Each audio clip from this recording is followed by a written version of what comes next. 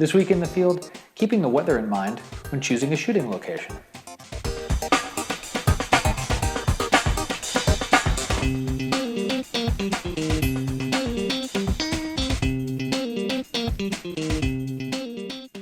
Hi everyone, I'm Scott Davenport and welcome to In the Field. So this is episode 100 of the In the Field and In Post series, and I can't believe it, 100 episodes.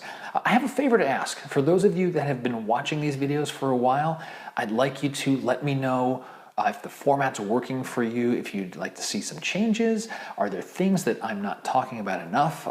Camera settings, or too much composition, not enough camera settings, or whatever it might be. Let me know. Either comment on the video, or you can shoot a message to me through my website if you prefer that.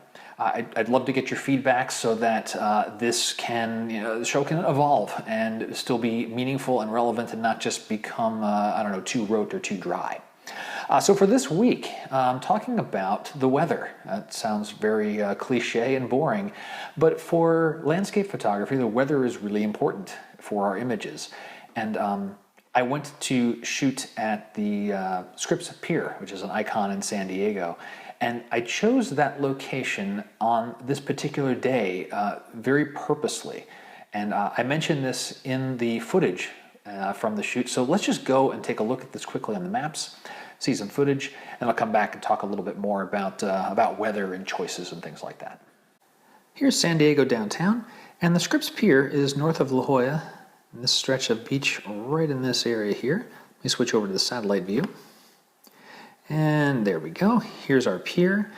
And here along the northern part of the beach, just before we start to get into the cliffy areas again, there's a number of rocks and tide pools form at various times of the day.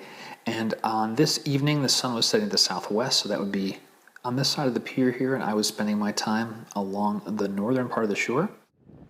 I'm along the shores just beneath the Scripps Oceanic Institute, and coming into frame is one of the icons of San Diego, Scripps Pier. And I chose this spot today because of a couple of things. Number one, we have some nice cloud cover. This is these puffy clouds, kind of unusual for San Diego. Don't get them very often. Number two, it coincides with very, very low tide. Tide's actually still going out. It's going to be a negative foot when it hits its perfect low tide, which is right around sunset. And so this is going to give me what I hope will be some very nice reflections in the water. And I've got a couple of options here. I've got the cliffs off to the north. There is some nice flatlands up there with good reflection possibilities, and of course shooting back toward the sun with the pier. And depending on where the clouds are and what looks interesting, I'll decide which one to go with. And in the meantime, I'm just going to scout up and down the stretch of coast, walk up toward the rocks there, see what we have there, so I know what my options are when magic hour comes. So I finished scouting. I've been up and down the beach a little bit, and my shot's going to be dictated by what the clouds do. I found a nice stretch of beach. It's long, it's flat, tide's still going out, so there'll be some very nice reflections of the clouds.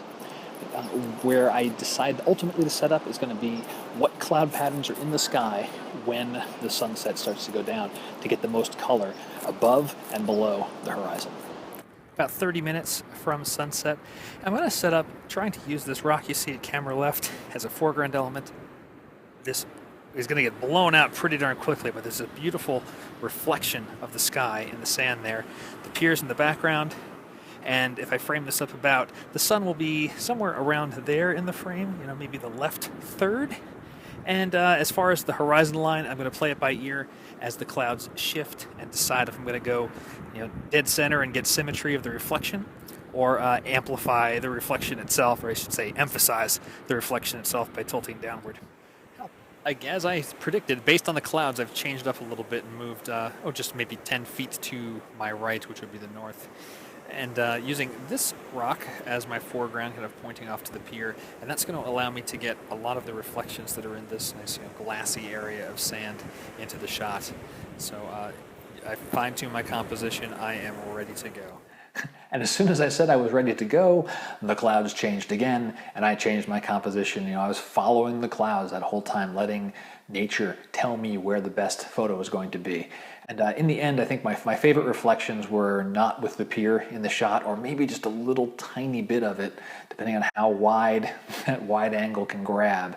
After the sun went down, I did hang around quite a bit of time. Still got some, darker reflections in the sand, some deeper oranges. A lot of the tide pools looked really cool at night. And all in all, this was just a really fun and relaxing shoot. So the tip of the week is to let the weather, and in my case, the tides, influence where you're going to go and shoot. Of course, this works best when you're in a location for an extended period of time. Now that could be just 2 or 3 days if you're traveling somewhere and there's a variance of weather and you have some choices of when you're going to go to certain locations. And it works great in your hometown. When you're in a place, you live there, you've got nearly complete autonomy in where you want to go shoot and when.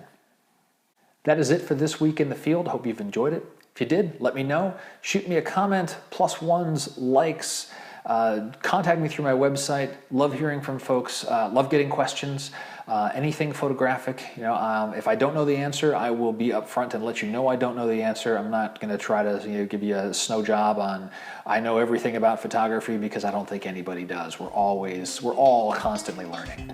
So until next time, my name's Scott Davenport, and happy shooting.